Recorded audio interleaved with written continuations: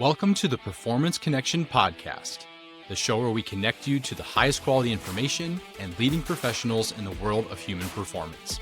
Thank you for listening and enjoy the show. Welcome back to another episode of the Performance Connection Podcast. Today, I'm joined by Paul Laursen. Paul, how are you? I'm good, Corey. Thanks for having me on, man. You bet. This is a topic I'm super excited to talk about today. So let's go ahead and just dive right in and tell the listener who you are, your background, and all the things you've done and what you're doing today. And then we'll get into it. Cool. My name is Paul Laursen, and I am a real jack of all trades. So I never really know where do you start? I guess my history really comes as an endurance athlete. And, I'm a Vancouver born, and then I was always into endurance sports. Specifically, I fell in love with the sport of triathlon. And that was kind of my why in life. Was I just wanted to be the world's greatest triathlete. And then fast forward the story, because I'm a classic failed athlete. There's so many of us. So what do you do when you can't make it to the Olympics? You go to sports science and you try to figure it out. And that's me in a nutshell. So bachelor's and master's in UBC, Vancouver, PhD scholarship over to Australia. And then that's really my history. So 20 years down under in Australia, New Zealand, 10 years in Australia. And I was trying to answer the question, how do you get the most bang for buck out of your training session from an endurance standpoint? And I was really interested in HIIT training. And I did my whole PhD on HIIT training, high intensity interval training. And I met my colleague and now co-author for HIIT Science. That's Martin Bescheid. And we did bunch of research ultimately that I had this, because of my athletic background, I had this kind of knack to go back and forth between the applied world and the science world. And of course, as you know, Corey, they don't always link, right? You can, just because you get an N of 10 experimental finding, it doesn't necessarily mean that it applies in the real world. But so that's really that became kind of my life's journey, was trying to take the science and put it into practice. So working with the AIS and a lot of their programs where they had PhD scholarships, I was supervising PhD scholarships that were embedded within high performance programs. And then I led the New Zealand Olympic physiology team for 2 Olympic cycles, in the London cycle and Rio cycle. He came to Martin and I says, please come and write this book. We kept saying no. And then finally, because I'd finished with New Zealand Olympic, I was like, oh yeah, I'll come back to Canada and I'll write the book for you. Okay. I did that. And basically that's the science and application of high intensity interval training. I can see it on your bookshelf there, Corey. Thank you very much. And that's really like the first part of my story, is that putting that book together with Martin, and encapsulates my research, Martin's research, and the world's research in the world of high intensity interval training. And it's kind of mistitled, if I'm honest. It is a science and application of high intensity interval training, but it's really the science and application of endurance training or conditioning, metabolic conditioning, ultimately. Okay. Yeah. There's zone 2 training in there, and the foundation sort of stuff, moderate, mid-zone training is in there. And of course, but then everything that's above the threshold is all there as well. And it's real world applications. There's 10 chapters of science and then 20 application chapters, where 20 individuals have come in from their various different high performance sports. And they've explained how they have applied the science that Martin and I lay out in the first 10 chapters in their context, right? Because as you know, Corey, context changes everything. So an evidence informed plan, but then you apply it within your context. So what is the context that you're dealing with? And that's what HIIT Science is all about. Kudos to you and Martin, because knowing what I know about the publishing world now that I've been in it for 3 years, this book is a monumental achievement. It really is. I can't even imagine the work that went into it, the design, the content alone. Because here's a little publishing piece for people. It's 2 columns, right? So if I'm 2 columns, right? Like a double column. So when you guys see that in a book, that is a way to actually save space. I don't know if you guys had this conversation specifically of like how you condense word count or words into a page to get the page count down, but going 2 columns is a way to get more words on a page so the page count stays down a little bit because higher Uh-huh. page count is a more expensive book. Yep. I This wondered book why they is did it. this book is 500-page book, you know, and so that in my first 6 so in my head, was this over a one-page manuscript? Oh, yeah. Yeah, so think about that. Over 1,000 easily over 1,000 pages. You are combing through the entire body of research. You're applying it to what coaches need to know. You're bringing in world experts in their respective sports and disciplines, which is not easy. Just managing that and okay, does it make sense to the book? Did they do what we asked them to do?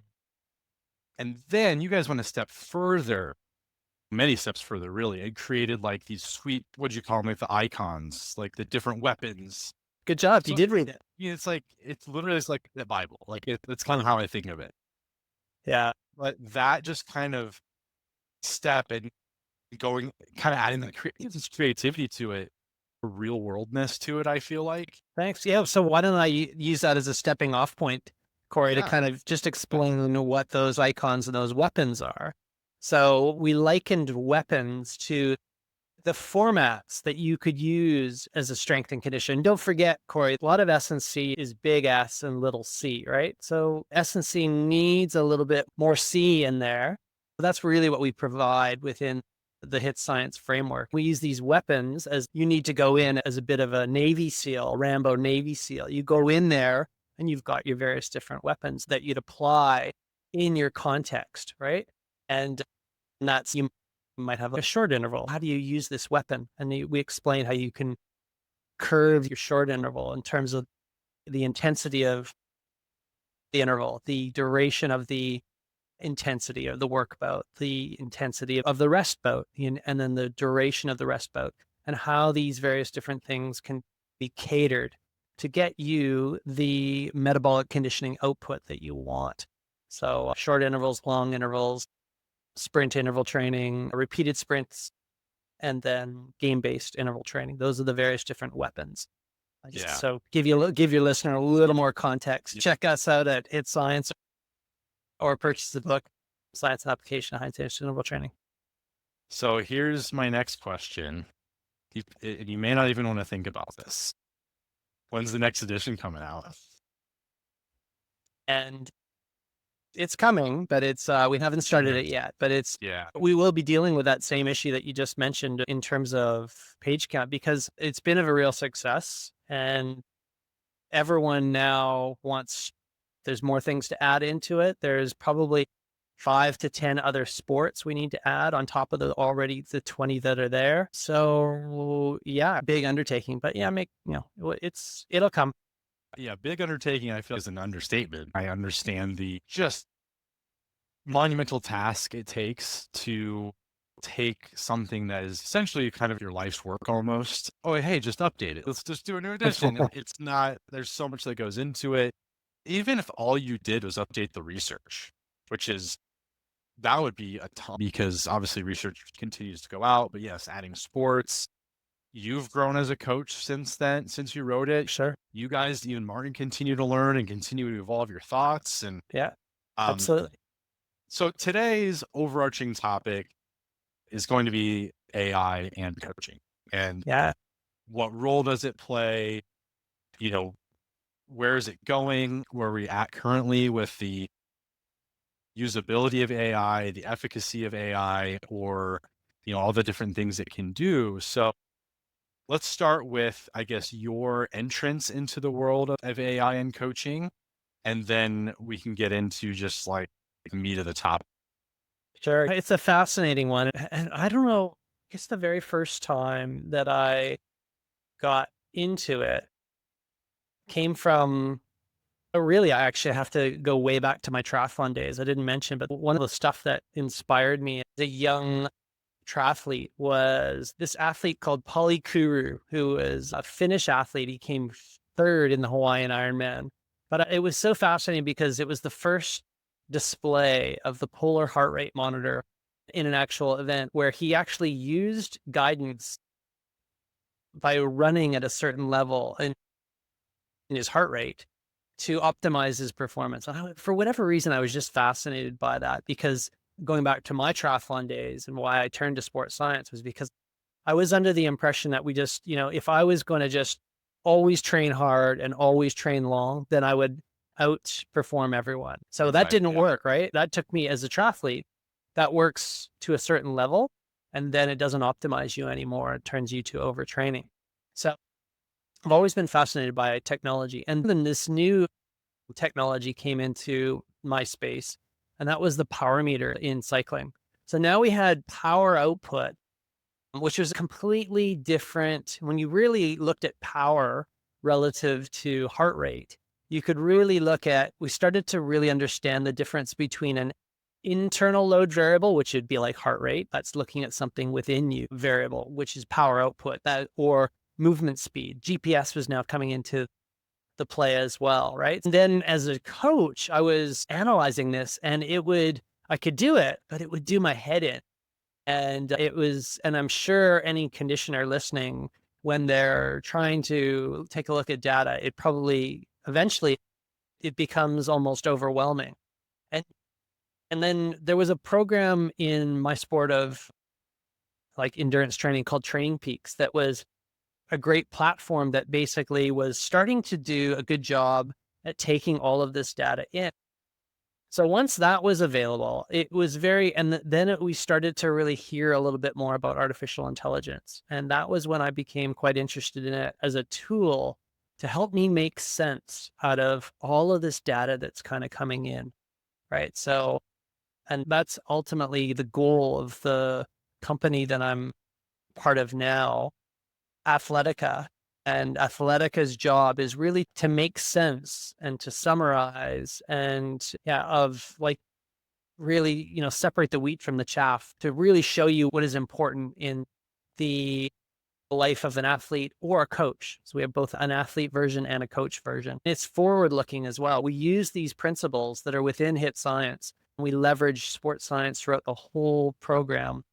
All you have to do with Athletica is you come in and you connect your wearable, and with a Garmin, you can look back 2 years of data and your power pace profile from an endurance standpoint. So you've got your movement profile, your locomotor profile, and then you plug in your race state and you can use Bannister's fitness and fatigue modeling to optimize your daily training load, look at ratios between the external load to internal load, to look at adaptation rates.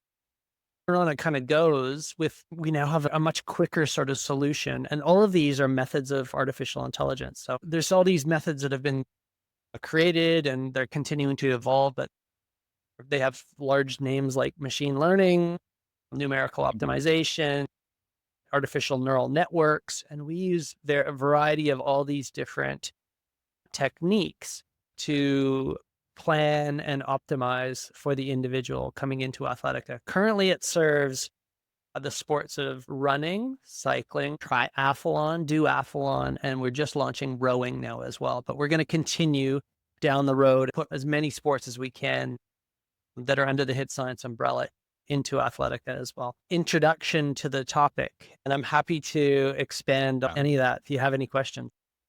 Oh, I have so many questions. Okay. Where my first one I want to ask is how you trained this thing. Like, how did you get the outputs that you were comfortable with? So, you've probably seen this, people using Chat GPT to write a workout program or kind of things like that. And they're like, see, this is garbage. Like, we can't use AI. There's coaches will never be replaced kind of thing. I've used some AI stuff before, like Renaissance Periodization has had an AI based, or no, Juggernaut, I think it's Juggernaut, has had an AI thing for quite a while, actually, that was more on the strength and hypertrophy side. So when I was coaching and I didn't even want to think about my own training, I signed up for that. Put in your lifts, put in any injury history, areas you want to focus on or work on, and then your training split, like how many days a week you want to train, and it spits out your workout. And I just would look at it and I'd be like, I have no idea if this is truly individualized to me. It doesn't really seem like it is. It was still felt very cookie cutter, to be honest with you. And that's not really a criticism of Juggernaut, but it's just kind of how it felt. So what I usually ended up doing is just kind of doing my own thing anyway. Use that as a framework, but to use this as something that someone can use to train for a competition, because that sounds like that if you put your race date in, it gives you your plan based on that individual's assessment data, right? And then I'm guessing it constantly is evaluating how the heck did you train this thing? Give a little insight into that. Sure. Yeah. You're kind of, yeah, you're almost, you're hinting at the concept of GIGO. I'm not sure if you heard of that, but it's the concept of an AI of garbage in equals garbage out. If you have garbage, if the garbage in is garbage, you're going to have garbage out, right? So it's like you've got to have good, clean data or you're not going to get a good output. So, yeah.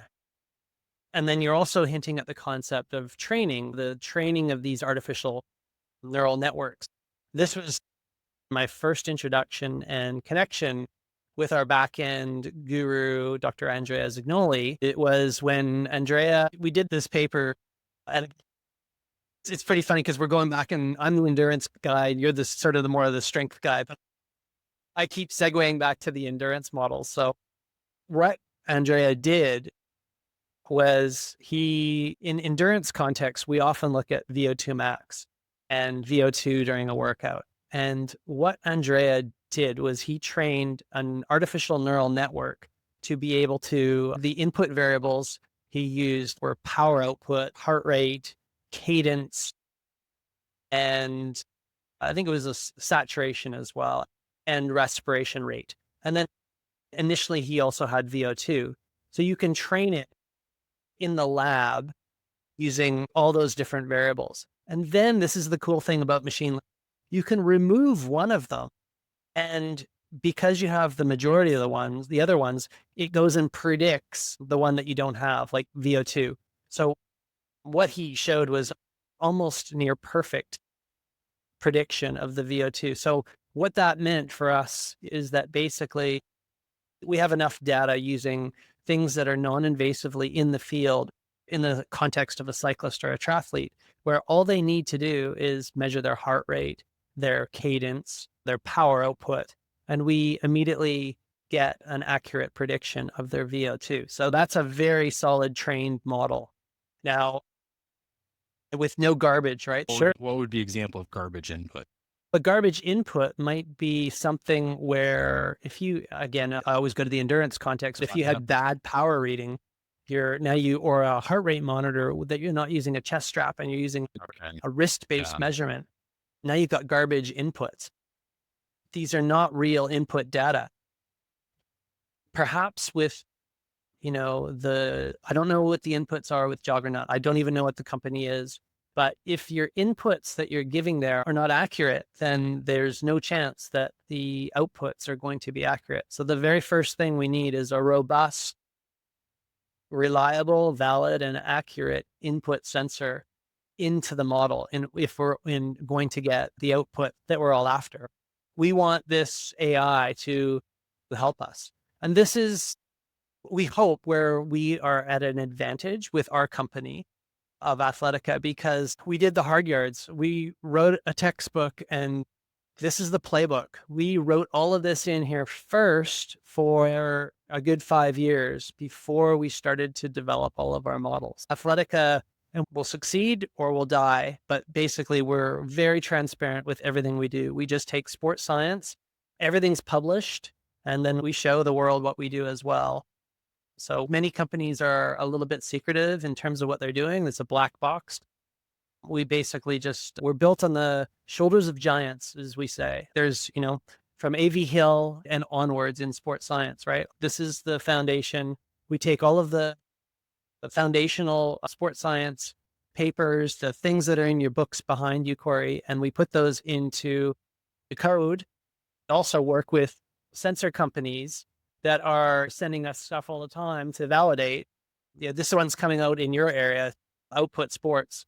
Check out those guys. They're doing some great work in velocity based training. So when it comes to getting good outputs, the inputs are valid, they're accurate, reliable, all the things you want to see when we're collecting data. That in between of input, something calculates something, something that's like the ether. I just don't understand anything regarding machine learning or coding or anything on that front. But then we need it to be able to interpret those things and understand what the end goal is, so to speak, right? I mean, is that something you personally or you as a company, did you have to come up with your own proprietary system for that? Or was it a technology you adopted that was able to do that for you in a way that was satisfactory?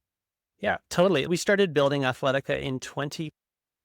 So we've Okay. almost been, what is it, eight, Almost 10, nine right? doing this. We've had so many roadblocks. The company almost folded numerous times and it's always kind of come back to life. Only recently have investors recognized the value. There's just been a lot of start and stops because to your point, it's very difficult to figure out what your system is. We start with the endurance context.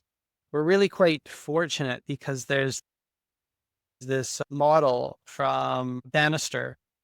It's the training load response model, and it's fairly fundamental. If you're a Training Peaks user, you see this in your performance management chart, but it's basically you're looking at elements of that training load. You could get it from RPE, you could get it from power, you could get it from heart rate, and you're looking at the intensity by the duration in the endurance context. So you're only looking at really aerobic and anaerobic loads. You miss a neuromuscular load in there, but for these endurance athletes, like what we deal with, it's a really good model. So we established that as a key model that we would use and leverage in Athletica.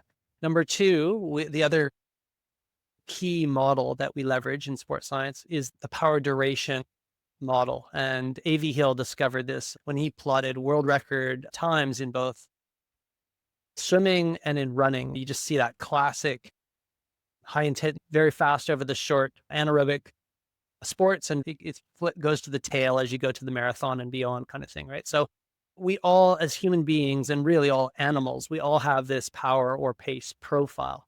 So that's the second fundamental, I guess, model that we have within. And then you can actually now get that from so many of the wearables that come in, whether it's your Apple Watch or your Garmin, your Polar, etc. And all you now need to do is you hook up to a system like Athletica and you've got what your history is. So you can actually see what your loading's been in the past if input is accurate, and you can see what your power pace profile is as well. So that's sort of how the model starts. And it's a system at first, and then we add a lot of overlay of AI that's on top of that. So for example, we have, and again, these are principles within hit science as well. You've got the load principle, but now you've got a load response. Mm. We are all individuals. We all will respond differently. You give one session to an individual that looks exactly like your other athlete, and they'll respond completely different, the individualization principle. So we have that in as well. We get that captured through semantic comments. So they'll write comments in their profile after, and we can analyze those comments in the mood using Google semantic analysis. We ask the athlete what their RPE is. So we use Borg or Foster's session RPE. And then we also ask what the feel is. A session can be hard but feel good, and a session can be hard and feel crap. And the two mean completely different things. Also, we have heart rate variability. We're actually using nocturnal heart rate variability. This is measured in devices like your Garmin as you sleep. And we find what the lowest heart rate variability of the night is. This is things like your Aura ring, your Whoop strap. The Garmin has these as well. So now we have the load model, and now we've got the load response model. And these are helping to determine what our session is upcoming. Again, these are all in the endurance context, so I'm happy to go there. I'm just interested really in the overall just concept of it. Like my coaching has always been more on the general side. because I worked at a small school. I was coaching and teaching at the same time. So like you just described earlier about giving the same program or same workout to different people who you know are going to respond differently to that program. I got frustrated over time because I'm like, I know that I should not be giving like kind of broad programs to people, but just with my time limitations and all that kind of stuff, I was like, your hands were tied. So I personally am very interested in individualization of training because, if all you even do is like RPE, even if all the relative intensity of the session, whatever we're talking about, is the same for athlete to athlete, the RPE is not going to be the same. Or they might give you different rating on if that feels good or that feels not good. And know that the external factors are going to affect that. Like, what's the athlete's stress level? How did they sleep the night before? What's their overall nutrition been like the week leading up or even just that day? But my interest has always been, how are they different physiologically? What does this individual need based on their literal biological makeup? Are there differences there, or is that like concept completely overblown? And now I'm seeing stuff like what you're doing. Is this a pathway to almost like indirectly gauge that or learn that without taking a biopsy and analyzing the genetic code and gene expression and all these things we try to do in research that get super microscopic? I'm curious over your coaching career, and now that you've seen probably data upon data, how different are people really? And if they are, can you tease out what are like more lifestyle external factors and what they need in training? This is the promise of AI. This is kind of so cool. And like, you're spot on. And like, your experience is the same as so many coaches where you're trying to make sense of that individuality. And so one of the things that is very individual, just from a physical standpoint, is the slow twitch versus fast twitch makeup of any individual, at least in endurance context. You have endurance athletes that are, we call them diesels. They go and go all day. Diesel engines. We also have on the other end of the spectrum, what we call twitchy athletes. These are, just absolutely do phenomenal things. Then we have everything in between too, right? We have the hybrid, and the hybrid is someone that displays some aspect of the twitchy, but they are well conditioned as well. I always think, oh, that's probably kind of like a Michael Jordan is sort of a maybe hybrid athlete as well, because he could explode and then go and go. But anyways, long story short, yes, we can get insight into these using the wearables. And we do this in Athletica, actually building this model now. This is called the anaerobic power and speed reserve. And this really looks at your maximal sprinting speed or peak power output relative to your maximal aerobic speed. And from that, we get different ratios of how explosive you are relative to your VO2 max ultimately.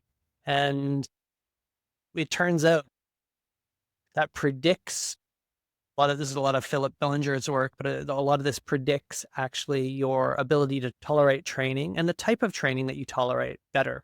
For example, if you're more of a twitchy athlete, or hybrid athlete, you're better to tolerate the short interval weapon that we started the podcast talking about, where you want to have short work periods of, 10 to 20 seconds, followed by relief periods. And the reason why you want those relief periods is it lowers the overall aerobic kind of demand of it, allows those fibers to recover without fatigue, versus a diesel who they could go and go. They recover really quick between efforts.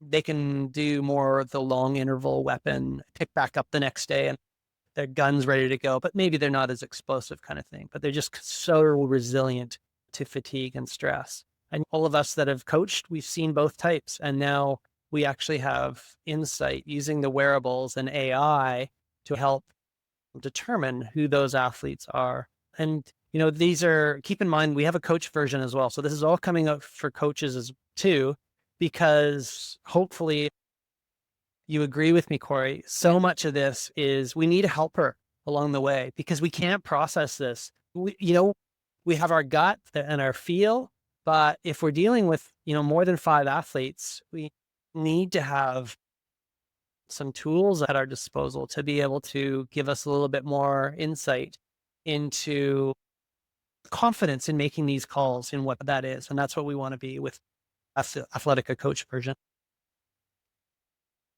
Muscle fiber type, that makes a ton of sense as far as like athlete differences.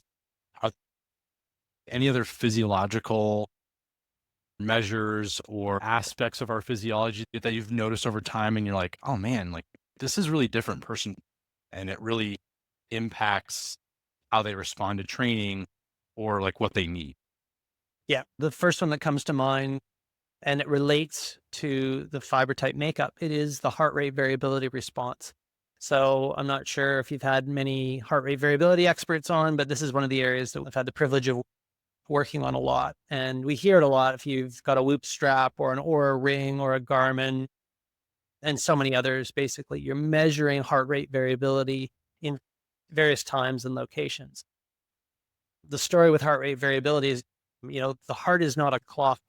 It's actually it's quite a varied response. When it's more varied, it's evident that your parasympathetic system, your rest and digest system, is being upregulated. You want that, generally speaking, to be on display in the recovery periods after your workout. And conversely, if you're more like the Tin Man, you've got that clock and it's tick tock. That's not a good thing. That's indicative of a sympathetic fight or flight response. So we go back and forth between the two. Of course, the sympathetic system is maximally mobilized during exercise and training, but you got to get out of it as well, right? So we're always searching for this balance. So heart rate variability gives us insight into that balance and whether we're on track or not. And so that's another feature that is within Athletica that we monitor. It turns out if you're more of a twitchy individual, you're not as good recovering. So you tend to have a poor heart rate variability response to your training. Conversely, relative to the diesel with more slow twitch muscle fibers absorbing the training all the time, they tend to have the better adaptive response. We see this in the data. The cool thing with all of this, we call it invisible monitoring. You can wear these devices and be kind of invisibly monitored and don't care about it as much. Many athletes just won't do it. So many of these things, we want to be as simple as possible. Just press start, press stop. They can usually do that at the beginning and the end of their workout. Yes.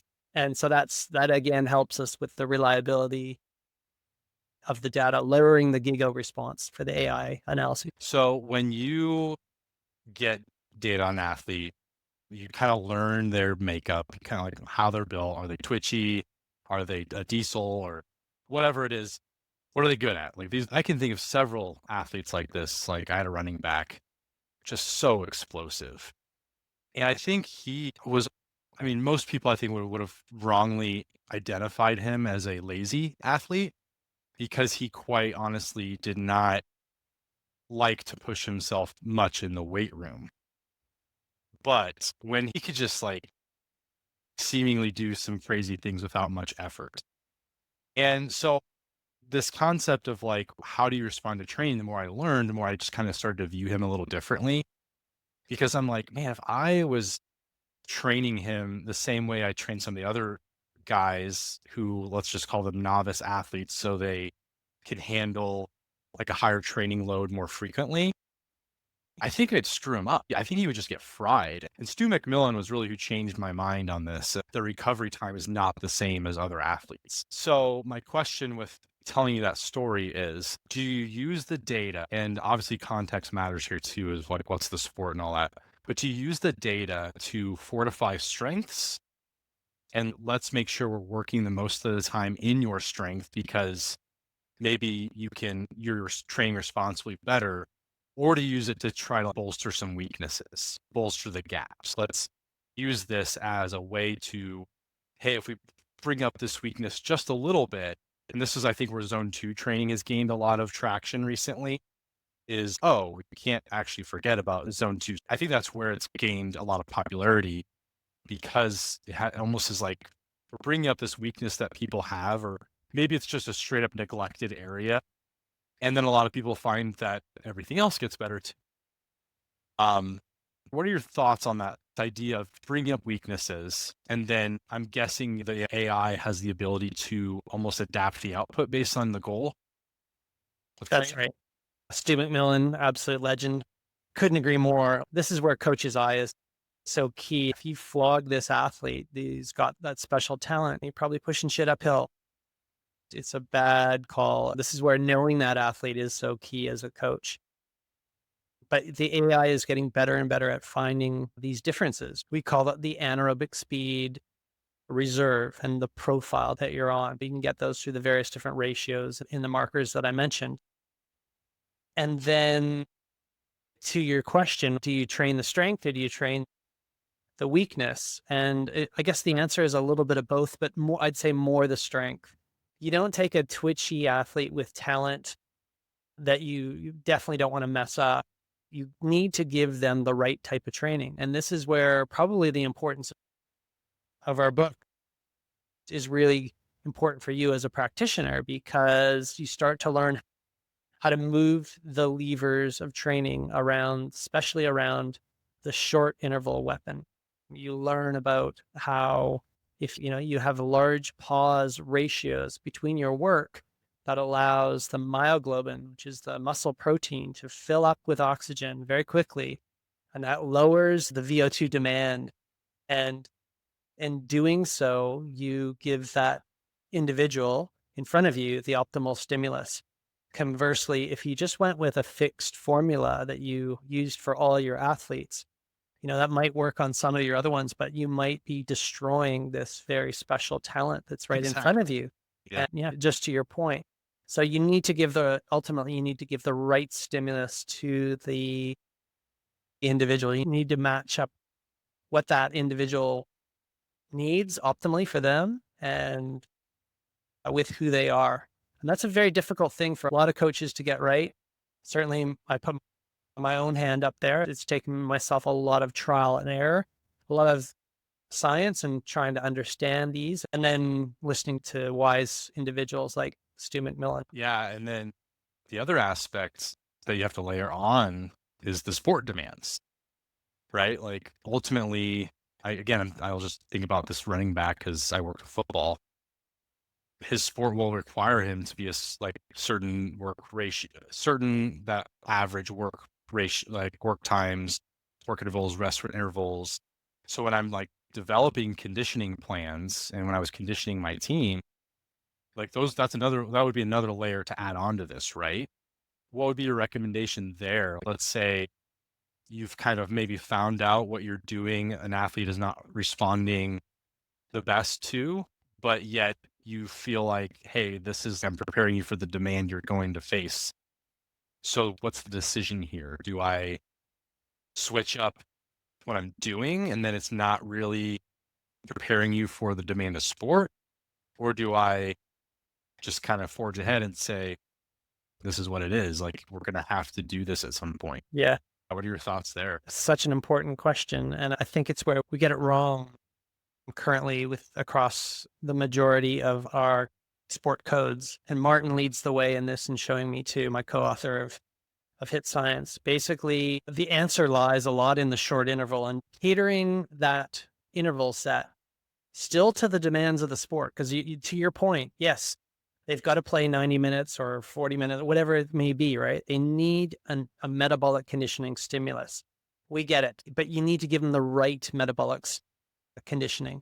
Now, Astrand, back to the 50s, discovered that you could still be at VO2 max doing 10 seconds on, 20 seconds off. Like, it doesn't sound like, with 20 seconds off, surely you couldn't be at VO2 max. In fact, you could actually be at your VO2 max, the same VO2 max that you would get at the end of a progressive exercise test, except you wind up keeping yourself at a very low level of blood lactate, such as like 4 millimoles. So 4 millimoles is like pedestrian, right? Like it's usually that's quite a low blood lactate response, and while still being at VO2 max. So this was a phenomenal discovery. And so you're actually like your heart's beating, maximally, you're at VO2 max, but your blood lactate is low. but you've done these 10 seconds hard towards, towards VO2 max exercise intensities, but you're recovering at 20 seconds, get prescribed for an aerobic conditioning time period that the conditioner might have, right? Go run laps. I want you to do, go do 10 laps on the track or whatever, or around the field, right? Because that's how we're going to condition it. In fact, if you actually had that super talented individual that you knew was twitchy and you wanted to save that twitchiness and not flog them, you would switch it up and condition them with a 10 on, 20 off kind of work.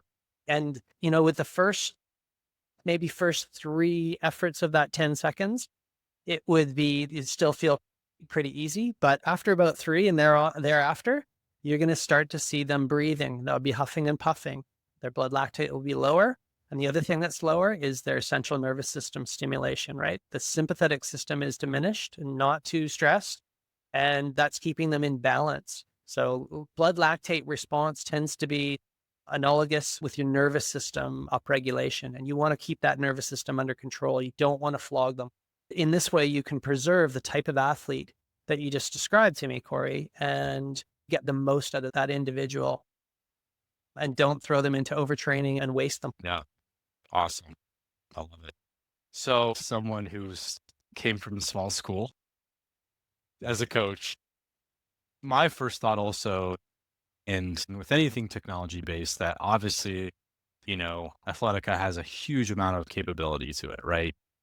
I'm like, all right, how can I do the poor man's version here? What are the things I can do that gets me at least some of the benefit, or what's like the basic level, like the base things I could track or look at to get some of the things we're talking about to guide my decision making and training?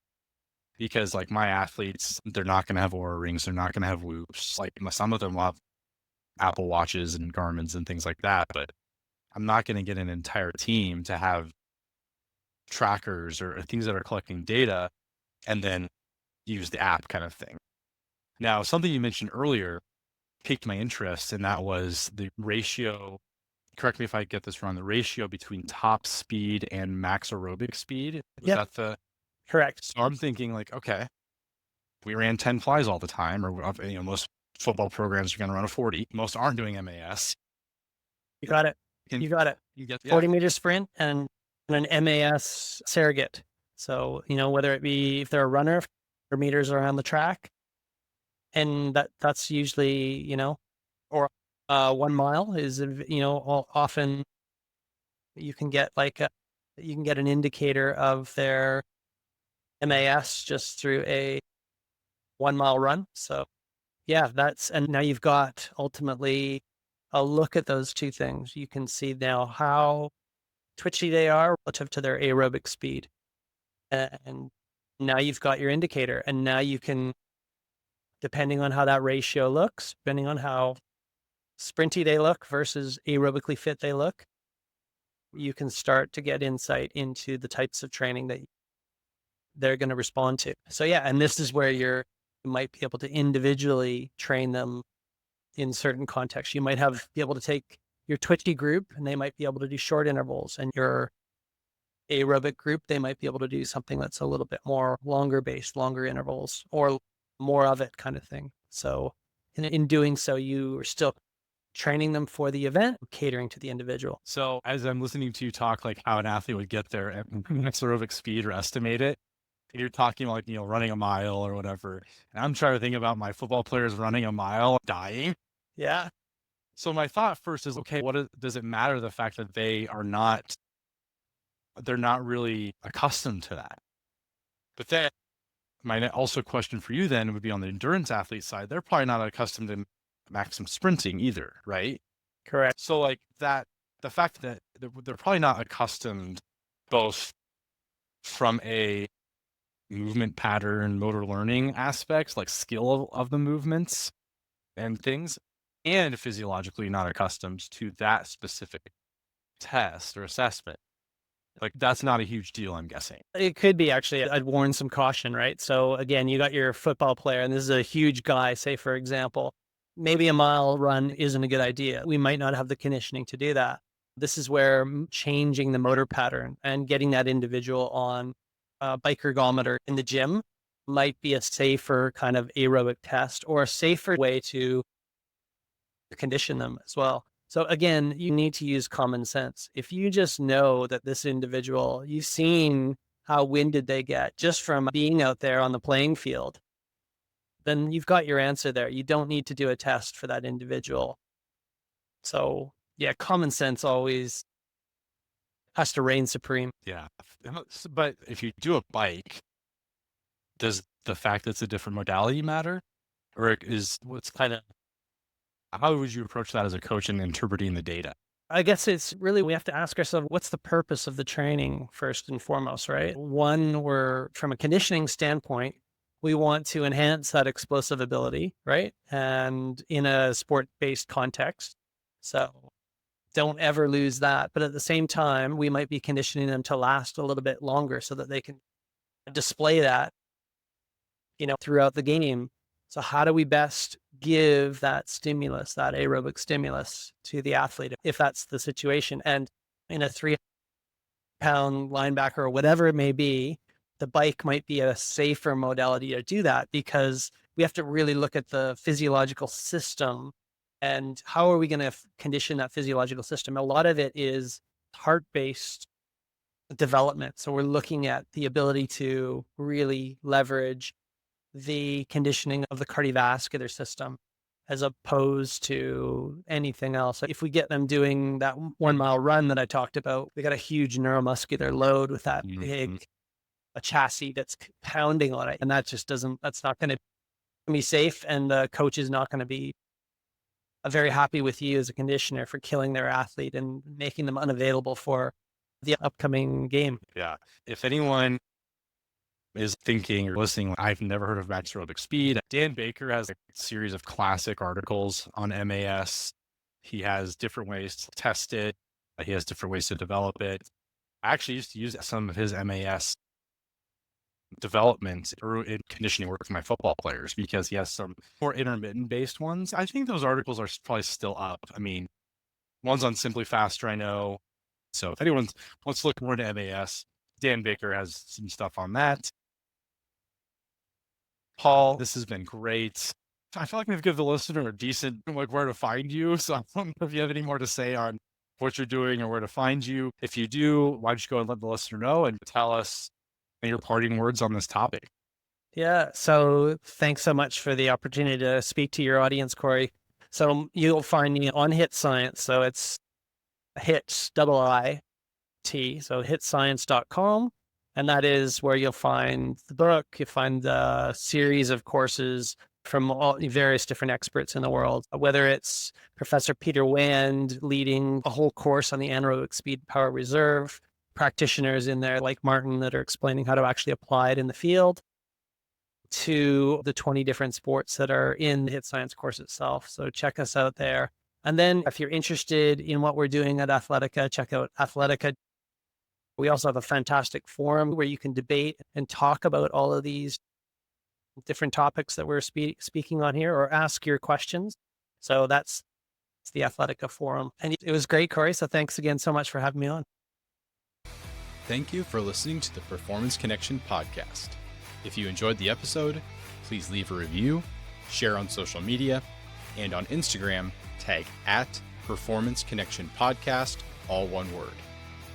The content of this podcast is for informational and educational purposes only.